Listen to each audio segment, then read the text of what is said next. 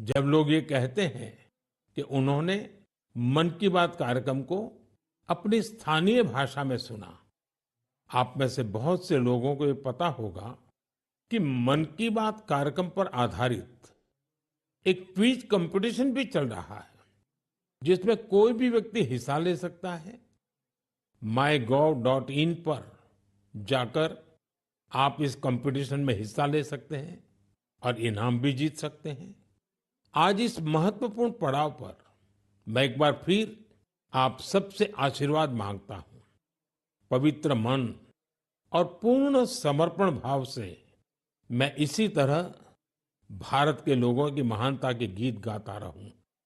देश की सामूहिक शक्ति को हम सब इसी तरह सेलिब्रेट करते रहें, यही मेरी ईश्वर से प्रार्थना है, जनता जनार्दन से प्रार्थना है। मेरे प्यारे देशवासियों, पिछले कुछ सप्ताह से देश के अलग अलग हिस्सों में जबरदस्त बारिश हो रही है। बारिश का ये मौसम हमें याद दिलाता है कि जल संरक्षण कितना जरूरी है, पानी बचाना कितना जरूरी है। बारिश के दिनों में बचाया गया पानी जल संकट के महीनों में बहुत मदद करता है और यही कैच द रेन जैसे अभियानों की भावना है। मुझे खुशी है कि पानी के संरक्षण को लेकर कई लोग नई पहल कर रहे हैं। ऐसा ही एक प्रयास उत्तर प्रदेश के झांसी में देखने को मिला है। आप जानते ही हैं कि झांसी बुंदेलखंड में है, जिसकी पहचान पानी की किल्लत से जुड़ी हुई है। यहाँ झांसी में कुछ महिलाओं ने गुरारी नदी को नया जीवन दिया है। ये महिलाएं सेल्फ हेल्प ग्रुप से जुड़ी हैं और उन्होंने जल सहेली बनकर इस अभियान का नेतृत्व किया है। इन महिलाओं ने मृतप्राय हो चुकी गुरारी नदी को जिस तरह से बचाया है, उसकी किसी ने कल्पना भी नहीं की होगी। इन जल सहेलियों ने बोरियों में बालू भरकर चेकडैम तैयार किया, बारिश का पानी बर्बाद होने से रोका और नदी को पानी से लबालब कर दिया। इन महिलाओं ने सैकड़ों जलाशयों के निर्माण और उनके रिवाइवल में भी बढ़ चढ़कर हाथ बटाया है। इससे इस क्षेत्र के लोगों की पानी की समस्या तो दूर हुई ही है, उनके चेहरों पर खुशियां भी लौट आई हैं।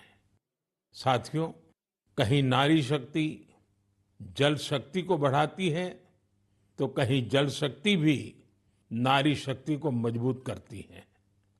मुझे मध्य प्रदेश के दो बड़े ही प्रेरणादायी प्रयासों की जानकारी मिली है। यहाँ डिंडोरी के रायपुरा गांव में एक बड़े तालाब के निर्माण से भूजल स्तर काफी बढ़ गया है। इसका फायदा इस गांव की महिलाओं को मिला। यहाँ शारदा आजीविका स्वयं सहायता समूह, इससे जुड़ी महिलाओं को मछली पालन का नया व्यवसाय भी मिल गया। इन महिलाओं ने फिश पार्लर भी शुरू किया है, जहां होने वाली मछलियों की बिक्री से उनकी आय भी बढ़ रही है। मध्य प्रदेश के छतरपुर में भी महिलाओं का प्रयास बहुत सराहनीय है। यहाँ के खौब गांव का बड़ा तालाब जब सूखने लगा, तो महिलाओं ने इसे पुनर्जीवित करने का बीड़ा उठाया। हरी बगिया स्वयं सहायता समूह की इन महिलाओं ने तालाब से बड़ी मात्रा में गाद निकाली। तालाब से जो गाद निकली, उसका उपयोग उन्होंने बंजर जमीन पर फूड फॉरेस्ट तैयार करने के लिए किया। इन महिलाओं की मेहनत से ना सिर्फ तालाब में खूब पानी भर गया, बल्कि फसलों की उपज भी काफी बढ़ी है। देश के कोने कोने में हो रहे जल संरक्षण के ऐसे प्रयास पानी के संकट से निपटने में बहुत मददगार साबित होने वाले हैं। मुझे पूरा भरोसा है कि आप भी अपने आसपास हो रहे हैं ऐसे प्रयासों से जरूर जुड़ेंगे। मेरे प्यारे देशवासियों, उत्तराखंड के उत्तरकाशी में एक सीमावर्ती गांव है जाला। यहाँ के युवाओं ने अपने गांव को स्वच्छ रखने के लिए एक खास पहल शुरू की है।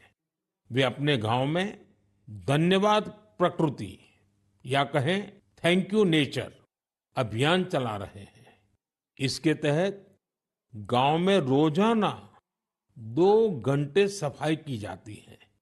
गांव की गलियों में बिखरे हुए कूड़े को समेटकर उसे गांव के बाहर तय जगह पर डाला जाता है। इससे जाला गांव भी स्वच्छ हो रहा है और लोग जागरूक भी हो रहे हैं। आप सोचिए, अगर ऐसे ही हर गांव, हर गली, हर मोहल्ला अपने यहाँ ऐसा ही थैंक यू अभियान शुरू कर दें तो कितना बड़ा परिवर्तन आ सकता है। साथियों, स्वच्छता को लेकर पुडुचेरी के समुद्र तट पर भी जबरदस्त मुहिम चलाई जा रही है। यहाँ रम्या जी नाम की महिला माहे म्युनिसिपैलिटी और इसके आसपास के क्षेत्र के युवाओं की एक टीम का नेतृत्व कर रही है।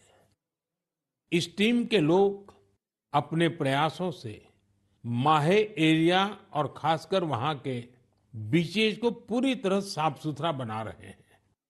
साथियों, मैंने यहाँ सिर्फ 2 प्रयासों की चर्चा की है, लेकिन हम आसपास देखें तो पाएंगे कि देश के हर किस हिस्से में स्वच्छता को लेकर कोई न कोई अनोखा प्रयास जरूर चल रहा है।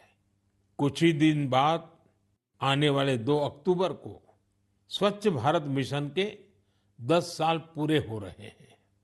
ये अवसर उन लोगों के अभिनंदन का है जिन्होंने इसे भारतीय इतिहास का इतना बड़ा जन आंदोलन बना दिया। ये महात्मा गांधी जी को भी सच्ची श्रद्धांजलि है, जो जीवन पर्यंत इस उद्देश्य के लिए समर्पित रहे। साथियों, आज ये स्वच्छ भारत मिशन की ही सफलता है कि वेस्ट टू वेल्थ का मंत्र लोगों में लोकप्रिय हो रहा है। लोग रिड्यूस, रीयूज और रिसाइकल पर बात करने लगे हैं, उसके उदाहरण देने लगे हैं। अब जैसे मुझे केरला में कोझिकोड में एक शानदार प्रयास के बारे में पता चला। यहाँ 74 ईयर के सुब्रमण्यम जी 23,000 से अधिक कुर्सियों की मरम्मत करके उन्हें दोबारा काम लायक बना चुके हैं। लोग तो उन्हें रिड्यूस, रीयूज और रिसाइकल यानी RRR चैंपियन भी कहते हैं। उनके इन अनूठे प्रयासों को कोझिकोड सिविल स्टेशन, PWD और LIC के दफ्तरों में देखा जा सकता है। साथियों, स्वच्छता को लेकर जारी अभियान से हमें ज्यादा से ज्यादा लोगों को जोड़ना है और ये अभियान किसी एक दिन का, एक साल का नहीं होता है। ये युगों युगों तक निरंतर करने वाला काम है। ये जब तक हमारा स्वभाव बन जाए स्वच्छता, तब तक करने का काम है। मेरा आप सबसे आग्रह है कि आप भी अपने परिवार, दोस्तों, पड़ोसियों या सहकर्मियों के साथ मिलकर स्वच्छता अभियान में हिस्सा जरूर लें। मैं एक बार फिर स्वच्छ भारत मिशन की सफलता पर आप सभी को बधाई देता हूं। मेरे प्यारे देशवासियों, हम सभी को अपनी विरासत पर बहुत गर्व है और मैं तो हमेशा कहता हूं, विकास भी, विरासत भी। यही वजह है कि मुझे हाल की अपनी अमेरिका यात्रा के एक खास पहलू को लेकर बहुत सारे संदेश मिल रहे हैं। एक बार फिर हमारी प्राचीन कलाकृतियों की वापसी को लेकर बहुत चर्चा हो रही है। मैं इसे लेकर आप सबकी भावनाओं को समझ सकता हूं और मन की बात के श्रोताओं को भी इस बारे में बताना चाहता हूं। साथियों, अमेरिका की मेरी यात्रा के दौरान अमेरिकी सरकार ने भारत को करीब 300 प्राचीन कलाकृतियों को वापस लौटाया है। अमेरिका के राष्ट्रपति बाइडेन ने पूरा अपनापन दिखाते हुए डेलावेयर के अपने निजी आवास में इनमें से कुछ कलाकृतियों को मुझे दिखाया। लौटाई गई कलाकृतियां टेराकोटा, स्टोन, हाथी के दांत, लकड़ी, तांबा और कांसे जैसी चीजों से बनी हुई है। इनमें से कई तो 4000 साल पुरानी है। 4000 साल पुरानी कलाकृतियों से लेकर 19वीं सदी तक की कलाकृतियों को अमेरिका ने वापस किया है। इनमें फूलदान, देवी देवताओं की टेराकोटा पट्टिकाएं, जैन तीर्थंकरों की प्रतिमाओं के अलावा भगवान बुद्ध और भगवान श्री कृष्ण की मूर्तियां भी शामिल है। लौटाई गई चीजों में पशुओं की कई आकृतियां भी हैं। पुरुष और महिलाओं की आकृतियों वाली जम्मू कश्मीर की टेराकोटा टाइल्स तो बेहद ही दिलचस्प है। इनमें कांसे से बनी भगवान श्री गणेश जी की प्रतिमाएं भी हैं, जो दक्षिण भारत की हैं।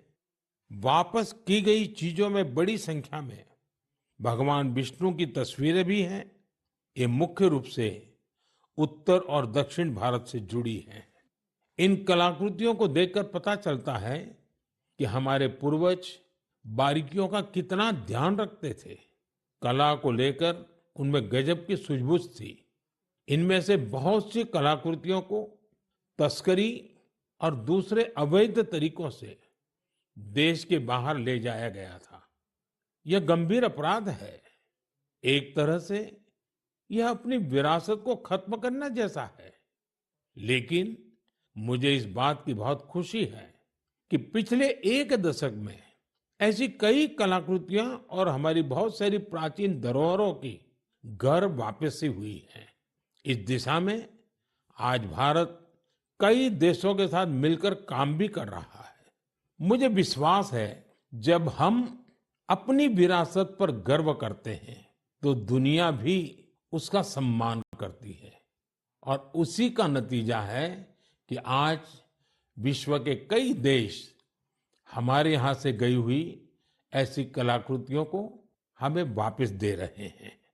मेरे प्यारे साथियों, अगर मैं पूछूं कि कोई बच्चा कौन सी भाषा सबसे आसानी से और जल्दी सीखता है, तो आपका जवाब होगा मातृभाषा। हमारे देश में लगभग 20,000 भाषाएं और बोलियां हैं और ये सब की सब किसी न किसी की तो मातृभाषा है ही है। कुछ भाषाएं ऐसी हैं जिनका उपयोग करने वालों की संख्या बहुत कम है।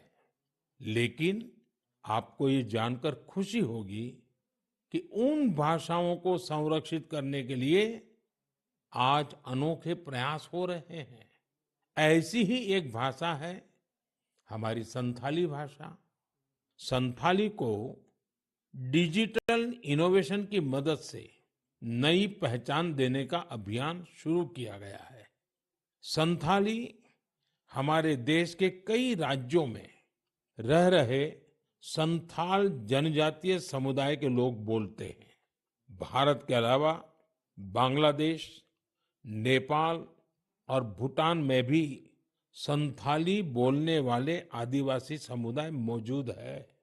संथाली भाषा की ऑनलाइन पहचान तैयार करने के लिए ओडिशा के मयूरभंज में रहने वाले श्रीमान रामजी टूडू एक अभियान चला रहे हैं। रामजीत जी ने एक ऐसा डिजिटल प्लेटफॉर्म तैयार किया है जहां संथाली भाषा से जुड़े साहित्य को पढ़ा जा सकता है और संथाली भाषा में लिखा जा सकता है। दरअसल कुछ साल पहले जब रामजीत जी ने मोबाइल फोन का इस्तेमाल शुरू किया तो इस बात से दुखी हुए कि वो अपनी मातृभाषा में संदेश नहीं दे सकते। इसके बाद वो संथाली भाषा की लिपि ओल्ड चिकी को टाइप करने की संभावनाएं तलाश करने लगे। अपने कुछ साथियों की मदद से उन्होंने ओल्ड चिकी में टाइप करने की तकनीक विकसित कर ली। आज उनके प्रयासों से संथाली भाषा में लिखे लेख लाखों लोगों तक पहुंच रहे हैं। साथियों, जब हमारे दृढ़ संकल्प के साथ सामूहिक भागीदारी का संगम होता है, तो पूरे समाज के लिए अद्भुत नतीजे सामने आते हैं। इसका सबसे ताजा उदाहरण है एक पेड़ माँ के नाम। ये अभियान अद्भुत अभियान रहा। जन भागीदारी का ऐसा उदाहरण वाकई बहुत प्रेरित करने वाला है। पर्यावरण संरक्षण को लेकर शुरू किए गए इस अभियान में देश के कोने कोने में लोगों ने कमाल कर दिखाया है। उत्तर प्रदेश, गुजरात, मध्य प्रदेश, राजस्थान और तेलंगाना ने लक्ष्य से अधिक संख्या में पौधारोपण कर नया रिकॉर्ड बनाया है। इस अभियान के तहत उत्तर प्रदेश में 26 करोड़ से ज्यादा पौधे लगाए गए। गुजरात के लोगों ने 15 करोड़ से ज्यादा पौधे रोपे। राजस्थान में केवल अगस्त महीने में ही 6 करोड़ से अधिक पौधे लगाए गए हैं। देश के हजारों स्कूल भी इस अभियान में जोर शोर से हिस्सा ले रहे हैं। साथियों, हमारे देश में पेड़ लगाने के अभियान से जुड़े कितने ही उदाहरण सामने आते रहे हैं। ऐसा ही एक उदाहरण है तेलंगाना के एन राजशेखर जी का। पेड़ लगाने के लिए उनकी प्रतिबद्धता हम सबको हैरान कर देती है। करीब 4 साल पहले उन्होंने पेड़ लगाने की मुहिम शुरू की। उन्होंने तय किया कि हर रोज एक पेड़ जरूर लगाएंगे। उन्होंने इस मुहिम का कठोर व्रत की तरह पालन किया। वो 1500 से ज्यादा पौधे लगा चुके हैं। सबसे बड़ी बात यह है कि इस साल एक हादसे का शिकार होने के बाद भी वे अपने संकल्प से डिगे नहीं। मैं ऐसे सभी प्रयासों की हृदय से सराहना करता हूं। मेरा आपसे भी आग्रह है कि एक पेड़ माँ के नाम इस पवित्र अभियान से आप जरूर जुड़िए। मेरे प्यारे साथियों, आपने देखा होगा हमारे आसपास कुछ लोग ऐसे होते हैं जो आपदा में धैर्य नहीं खोते, बल्कि उससे सीखते हैं। ऐसी ही एक महिला है सुभाश्री, जिन्होंने अपने प्रयास से दुर्लभ और बहुत उपयोगी जड़ी बूटियों का एक अद्भुत बगीचा तैयार किया है। वो तमिलनाडु के मदुराई की रहने वाली हैं। वैसे तो पेशे से वो एक टीचर है, लेकिन औषधीय वनस्पतियां, मेडिकल हर्ब्स के प्रति उन्हें गहरा लगाव है। उनका ये लगाव 80 के दशक में तब शुरू हुआ जब एक बार उनके पिता को जहरीले सांप ने काट लिया। तब पारंपरिक जड़ी बूटियों ने उनके पिता की सेहत सुधारने में काफी मदद की थी। इस घटना के बाद उन्होंने पारंपरिक औषधियों और जड़ी बूटियों की खोज शुरू की। आज मदुराई के वेरीचियूर गांव में उनका अनोखा हर्बल गार्डन है, जिसमें 500 से ज्यादा दुर्लभ औषधीय पौधे हैं। अपने इस बगीचे को तैयार करने के लिए उन्होंने कड़ी मेहनत की है। एक एक पौधे को खोजने के लिए उन्होंने दूर दूर तक यात्राएं की, जानकारियां जुटाई और कई बार दूसरे लोगों से मदद भी मांगी। कोविड के समय उन्होंने इम्यूनिटी बढ़ाने वाली जड़ी बूटियां लोगों तक पहुंचाई। आज उनके हर्बल गार्डन को देखने के लिए लोग दूर दूर से आते हैं। वो सभी को हर्बल पौधों की जानकारी और उनके उपयोग के बारे में बताती हैं। सुभाश्री हमारी उस पारंपरिक विरासत को आगे बढ़ा रही हैं, जो सैकड़ों वर्षों से हमारी संस्कृति का हिस्सा है। उनका हर्बल गार्डन हमारे अतीत को भविष्य से जोड़ता है। उन्हें हमारी ढेर सारी शुभकामनाएं।